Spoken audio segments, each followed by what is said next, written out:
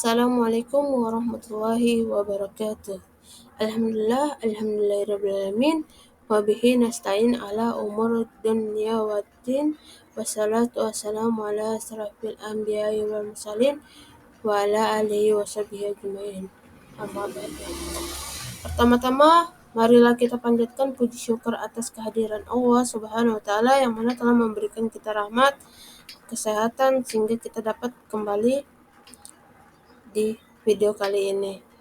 Salawat berserta salam tidak lupa kita curahkan kepada baginda Nabi besar Muhammad sallallahu alaihi wasallam. Allahumma shalli ala sayyidina Muhammad wa ala alihi sayyidina Muhammad.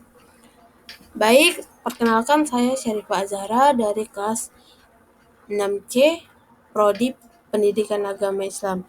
Saya membuat video kali ini untuk memenuhi syarat ujian akhir semester genap dengan dosen pengampu Bapak Bayu Mujrimin MPDI selaku dosen pengampu mata kuliah Keterampilan Dasar Mengajar dengan tema Ruqyah, kemudahan dari Allah Subhanahu wa taala dalam beribadah kepadanya.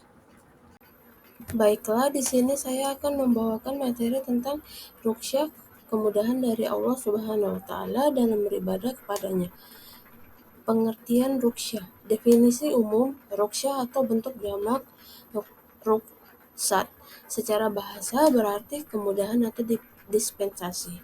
Dalam syariat Islam, ruqyah adalah keringanan atau kemudahan yang diberikan oleh Allah Subhanahu wa taala kepada hambanya dalam menjalankan hukum, syara atau ketentuan agama. Di mana pada kondisi normal, hukum tersebut lebih berat menunjukkan kasih sayang Allah Subhanahu wa taala, menghilangkan kesulitan dan menghindari beban yang tidak tertahan bagi umatnya. Baik, saya akan menjelaskan penjelasan yang kedua tentang dalil-dalil ruqyah. Yang pertama dalam Al-Quran. Quran surat Al-Baqarah ayat 185 yang berbunyi A'udzubillahi minasyaitonirrajim. Bismillahirrahmanirrahim. Yuridullahu bikumul yusra wala yuridu bikumul usra, yang artinya Allah mengkehendaki kemudahan bagimu dan tidak mengkehendaki kesukaran bagimu. Yang kedua, surat An-Nisa ayat 28 yang berbunyi A'udzubillahi minasyaitonirrajim. Bismillahirrahmanirrahim. Yuridullahu ayyukhaffafa ankum, yang artinya Allah kehendak memberikan keringanan kepadamu. Yang kedua, hadis Nabi sallallahu alaihi wasallam yang artinya sesungguhnya Allah menyukai apabila ruqyahnya diambil atau dimanfaatkan sebagaimana Dia membenci apabila kemaksiatannya dikerjakan.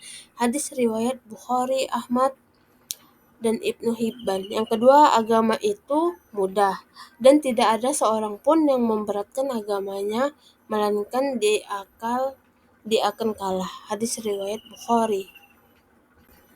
Penjelasan yang ketiga yaitu macam-macam ruqyah.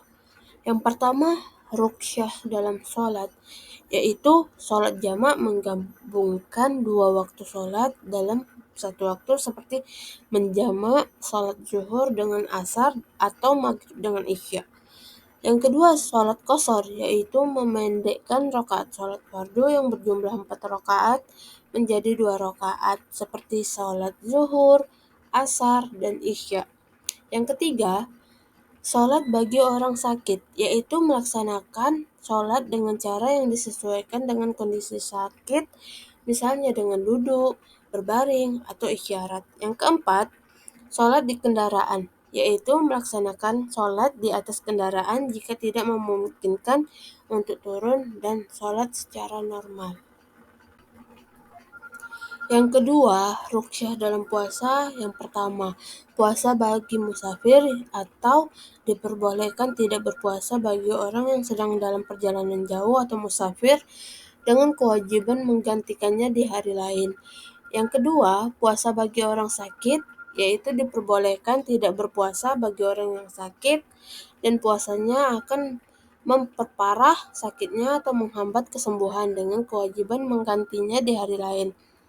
Yang ketiga, puasa bagi wanita hamil atau menyusui, yaitu diperbolehkan jika tidak berpuasa jika khawatir akan kesehatan diri atau bayinya dengan kewajiban menggantikan atau mengkodok atau membayar fidyah, memberikan makan fakir miskin, atau keduanya tergantung mazhab. Baik, yang ketiga, ruksyah dalam zakat. Yang pertama, kemudahan membayar zakat fitrah, yaitu zakat fitrah dibayarkan sebelum salat Idul Fitri yang merupakan kemudahan waktu pembayaran. Yang kedua, zakat mal tidak wajib bagi yang tidak mencapai nisab atau haul, yaitu zakat mal hanya wajib bagi mereka yang hartanya telah mencapai batas minimal nisab dan telah dimiliki selama 1 tahun, atau menunjukkan bahwa tidak semua harta diwajibkan dizakati. Ruksyah yang keempat yaitu ruksyah dalam haji. Yang pertama, badal haji, yaitu haji boleh diwakilkan atau badal haji bagi seorang yang telah meninggal dunia atau bagi orang yang sakit parah dan tidak ada harapan sembuh sehingga tidak mampu melaksanakan ibadah haji sendiri. Yang kedua, tidak wajib bagi yang tidak mampu secara finansial atau fisik, yaitu ibadah haji tidak diwajibkan bagi mereka tidak mampu secara finansial atau maupun fisik, menunjukkan bahwa kemampuan adalah syarat bagi haji. Baik, penjelasan yang keempat yaitu manfaat ruksyah. Yang pertama, menunjukkan rahmat dan kasih sayang Allah Subhanahu wa taala, yaitu ruksyah merupakan bukti nyata bahwa Allah Subhanahu wa taala tidak memberatkan hambanya dalam beribadah, melainkan memberikan kemudahan dan keringanan. Yang kedua, Islam adalah agama yang mudah dan fleksibel, yaitu konsep ruksyah menegaskan bahwa syariat Islam itu mudah dilaksanakan dan dapat disesuaikan dengan kondisi hambanya, bukan agama yang kaku atau menyulitkan. Yang ketiga, menjaga kesehatan dan keselamatan umat, yaitu dengan adanya ruksyah, umat Islam dapat tetap menjalankan ibadah tanpa membahayakan diri sendiri atau orang lain, seperti kondisi sakit atau dalam perjalanan jauh. Yang keempat, meningkatkan semangat dan keikhlasan beribadah, yaitu keringanan yang diberikan dapat membuat seseorang lebih termotivasi untuk tetap beribadah meskipun dalam kesulitan karena merasa dimudahkan oleh Allah Subhanahu wa taala. Baik, penjelasan yang kelima yaitu klasifikasi ruksyah berdasarkan jenis kemudahan. Yang pertama, iskat atau pengguguran, yaitu menggugurkan kewajiban secara total, contohnya wanita haid atau nifas tidak wajib sholat. Yang kedua, tankis yaitu pengurangan, yaitu sebagian dari kewajiban, contohnya sholat qashar atau memendekkan bagi musafir. Yang ketiga, ibdal atau menggantikan, yaitu bentuk ibadah seperti tayamum sebagai pengganti wudhu dan mandi wajib jika tidak ada air. Yang keempat, takdim atau mendahulukan, yaitu mendahulukan waktu pelaksanaan, contohnya sholat jamak, takdim, atau menghimpun di waktu awal bagi musafir. Yang kelima, takhir atau mengakhiri waktu pelaksanaan, contohnya sholat jamak takhir, menghimpun di waktu akhir bagi musafir. Baik, penjelasan yang keenam yaitu hikmah adanya ruksyah. Yang pertama, menunjukkan rahmat dan kasih sayang Allah Subhanahu wa taala kepada hambanya, yaitu ruksyah adalah bukti nyata bahwa Allah Subhanahu wa taala tidak ingin memberatkan umatnya dalam menjalankan syariatnya. Ini adalah bentuk kepedulian dan kemurahan Allah Subhanahu wa taala agar hambanya tetap dapat beribadah dalam berbagai kondisi. Yang kedua, menegaskan bahwa Islam adalah agama yang mudah dan tidak memberatkan. Dengan adanya ruksyah, umat Islam merasakan bahwa ajaran agama Islam ini fleksibel dan bisa disesuaikan dengan kemampuan individu, bukan menjadi beban yang memberatkan.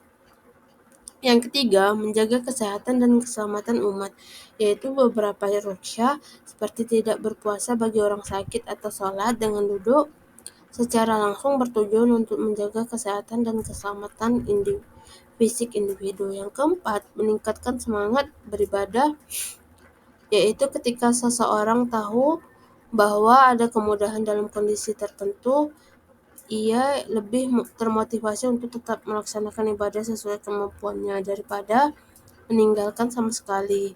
Ruqyah membantu menjaga kontinuitas ibadah. Baik, sekian dari materi saya.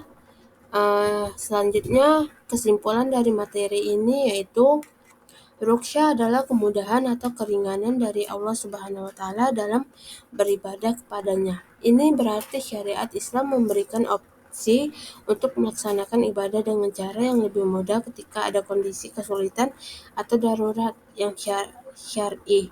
Macam-macam ruqyah meliputi keringanan dalam sholat seperti jamak dan qashar, puasa bagi musafir atau orang sakit, zakat, ketentuan nisab, dan haul. Yang keempat, dan haji adalah haji badal dan tidak wajib bagi yang tidak mampu. Hikmah utama ruqyah adalah menunjukkan rahmat dan kasih sayang, menegaskan Islam tidak memberatkan, serta menjaga kesehatan dan keselamatan umat. Baik, sekian dari materi yang saya jelaskan pada video kali ini. Saya mohon maaf sebesar-besarnya karena tidak ada manusia yang tidak luput dari kesalahan. Terima kasih. Wassalamualaikum warahmatullahi wabarakatuh.